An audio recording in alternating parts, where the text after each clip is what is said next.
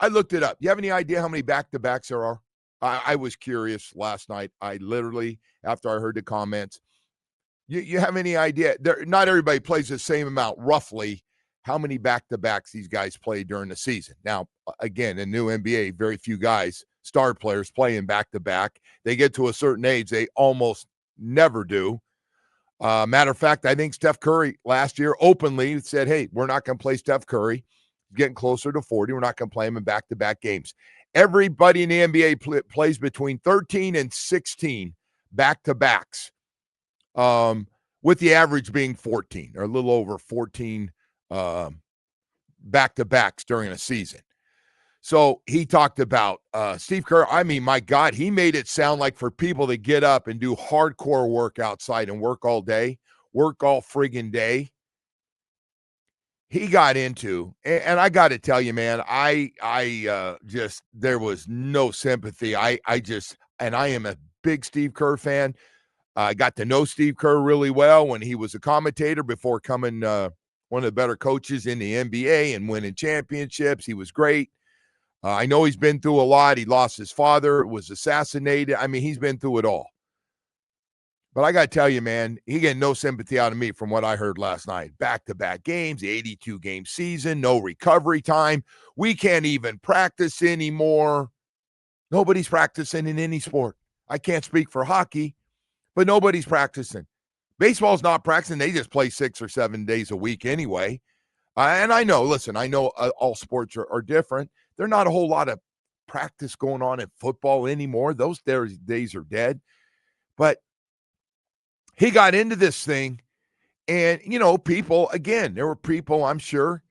Jamie, you went to the game last night. No Steph Curry. I'm guessing everybody knew early. It looked like Steph Curry was the first one out, and then Jimmy Butler, of course, a little sore back. And actually, Jimmy Butler's been pretty good here early in the season and playing in most of the games. And Draymond Green, and again, 36, 37, 35, 36, 37, or 36, 37, and 38, the three of them, their ages. But yeah, he got into fast pace and the speed and the mileage these guys are putting, and it's causing more injuries and the back-to-backs. And he goes, well, I know the league's doing everything they can in the amount of time. And yeah, they don't want to play less games. The players don't want to make less money. The owners don't want to make less money, want to make what you can. But I just, I step back and I go, 2.5-hour basketball game. Nobody's asking to run or play a full game. There are timeouts. There's a break during the half. It's basketball. It's something you've been playing your whole life. And now you don't play it when these people are paying all this money to go to games. And listen, it was a bad game to watch to start with. The Heat did get the win. It was great to see Bam back. Last night had 20 points. And it was actually, I mean, as far as score goes, it was tied up or close to it in the fourth before the Heat pull away with a 38-22 fourth quarter. But there's not going to be any sympathy, man. Because you know what Steve Kerr turns around? We hope to have all three of those get back for Friday night's game at home against Portland. And I was like, yeah, of course they're going to be back. Of course. They'll have a few days off. Got a little night in Miami to relax and chill. And, yeah, it was just a bad look for a team I grew up with and big fan. And one of my favorite events for my father to take me to was, and they're in Oakland and been able to go to games anytime we could get tickets. We didn't go as much as we did to the baseball games or the football games, but, I was getting into basketball, and he wanted me to see Nate Thurman and Rick Barry and that whole group. But, man, I know they got new contracts. I know the money's only going up. And so it's obviously got, and we got TV networks fighting over it, and TNT got knocked out because NBC jumped in. I get it, man. But the new style of play, I mean, just watching, I got to tell you, part of a turnoff, and I love basketball. I do. And I have great respect for great players. I do, that do it for a long, long time. But watching guys, when people are cold, going up and down the court and shooting threes, and I mean long threes, and throwing up bricks, they're hard to watch. Those are hard to watch games, man. That's not really basketball. That's just not basketball for a short period of time where both teams were ice cold last night. Anyway, I got that out. I just wanted to get that off my chest. I did a little more math for you, by the way. If they wanted to give their salaries to all the fans that went last night, those two losers, it would have been $73.50. They could have paid each person that went. You divide that by the capacity of that building. Oh, that's how much those guys made last night to sit on their asses. Yeah, no, they're everybody's making a lot of money per game. I know the breakdown. It's disgusting. It's absolutely disgusting. At the end of the day, it's an entertainment product. Bottom line, man. People that's how they make those ridiculous salaries. Yeah. People pay for tickets and they pay for the TV packages to watch the games.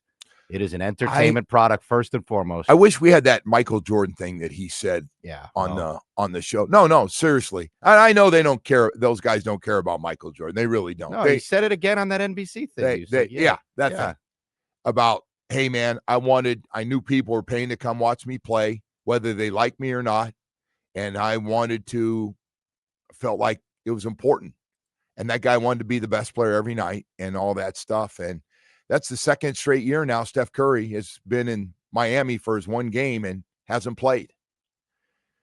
So, and of course they throw a little, well, the guys got tweaked up a little bit playing in that game, that game in Orlando. And so anyway, that was taking place. By the way, I actually found this thing if you want to hear it, by the way. Oh, yeah. I'd love to hear what Michael Jordan had to say about this stuff.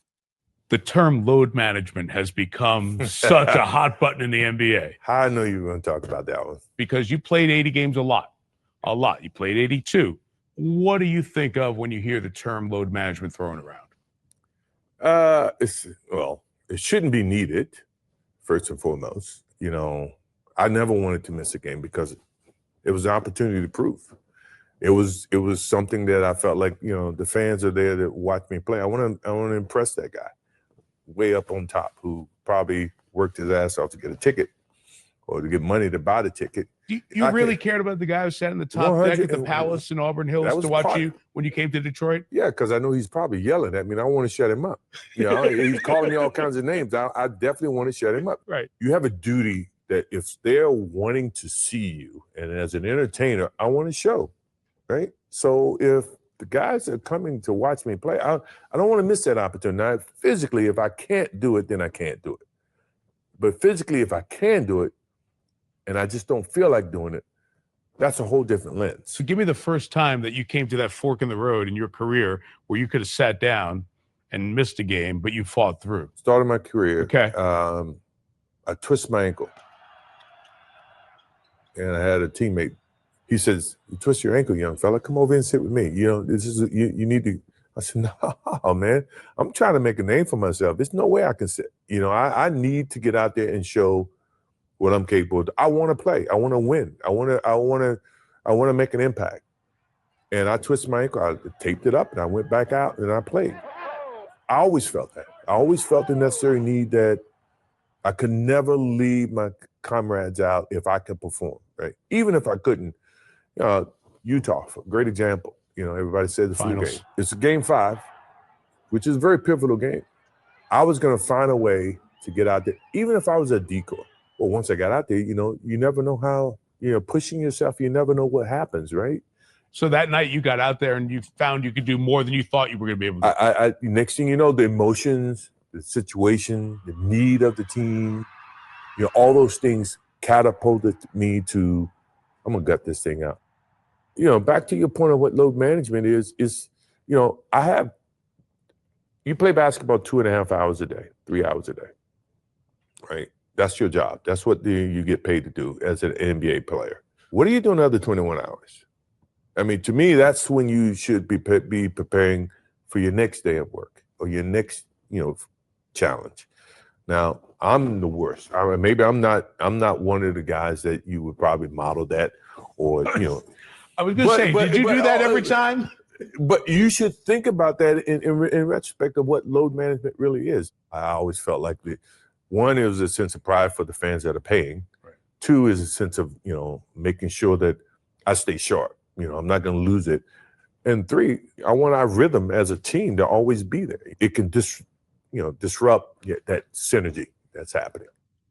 So there's the greatest of all time, or arguably, if you want to get into this, if you're a young guy listening right now, saying, "Well, you know, I get what you're trying to say, but I don't know if he's the best." But you get it. I just those guys last night, and I know because I get sick of Draymond Green, like, oh, that guy's a loser. He never won championships like me. And listen, man, that's great, but you're still making a lot of money. You got another contract. Steph Curry, obviously, who I really like, but sits out again, man. And a lot of people, those guys know, especially Steph Curry knows, there are a lot of people to see him. Jimmy Butler, I didn't expect him to play because he's Jimmy Butler, and there's no question he could have played a little bit. And by the way, they have to look at it. Their top 4 guys are out last night. Kuminga doesn't play either. So their top 4, 3 old guys and their young guy, they're out. Even though they gave a great effort, they did with what they had. It was an ugly game. They had no chance to win that game. They had no chance. And of course, Norman Powell takes over, and Bam had some great plays in the fourth quarter, and they 38-22 fourth quarter, game over. It's nice to hear MJ say it, by the way, that it's an entertainment product first and foremost. Yeah, it is, right? Well, listen, man, that's what it's all about, man. We get to see Steph Curry one time. Yeah, that's it. Steph's not in the East where we're going to see him 3 times here, and we'll see him 3 times or whatever. That's not the point, though, right? Like, even if he does come back, like, that's not the point. There's a lot of people that paid a lot of money to go to that game last night, take their kids or something, and. Well, listen, I'm not. Man. It is a bunch of bull crap, and all 3 of them, and of course, he's a little he got a little tweaked up late in the game, and by the way, we're hoping. I love that part, Steve Kerr's last part. We're hoping to have him back Friday night at home against Portland. Yeah, I'm guessing they'll play. I'm guessing all 3 of them. We'll see play tomorrow night. Hey, we've got a lot of stuff to get to here this morning. But yeah, the NBA, make no mistake about it. There's a lot of money. I know the popularity, not only here, but around the world for the NBA is great. But I got to tell you, man, you're turning a lot of people off. You are turning a lot of people off. And God bless you getting those big fat contracts from ESPN. And I think TNT's out. Who is it? NBC now. And I don't know. Is one of the other, somebody else in Netflix jump in the party a little bit, or Amazon might have had a small package. I don't know. Day with it, man. I had to look at the app, the sports app, and see what network these things are on. Anyway, they're paying a lot of money though. The Heat get a win. More importantly, so they're 9-6. It's great to see Bam back. He did want to play last night, and then on top of that, they're going to go play Chicago, leaving today, play Chicago tomorrow. But the Mo and Spo show, man, continues tonight. The Panthers have New Jersey in town. And then on top of that, we got a game I'm really looking forward to watching tonight for Thursday Night Football. We'll get back and talk a little bit about that. The Bills at the Texans. You're going, wait a sec. Texans, number 1 defense. Bills are going to lose this game, aren't they? 5-5. The Bills could. They're going to lose this game tonight, right? I think it's going to be a really good game, man. I think it's going to be a really, really good game. I guess Keon Coleman's not going to play again, and they say Gabe Davis is going to be their number 1 receiver. You saw what Coleman did, right? Yeah. You saw he's been late. He's been late for meetings. Yeah. Not showing up. That's a Dolphin thing, right? No, not there, though. His ass not playing. It's amazing, isn't it? That was a first-round pick, wasn't it? I think he's first or second. A high pick. Yeah. No, he was a high pick. I was wondering what was going on there, and apparently he going to start Florida going late State, to meetings. Bad culture over there, man. Bad culture. Can't take guys. All right. Hey, well, listen, man. They made no mistake. Well, he's done it a couple times, so we didn't play him. He just didn't play. Hey.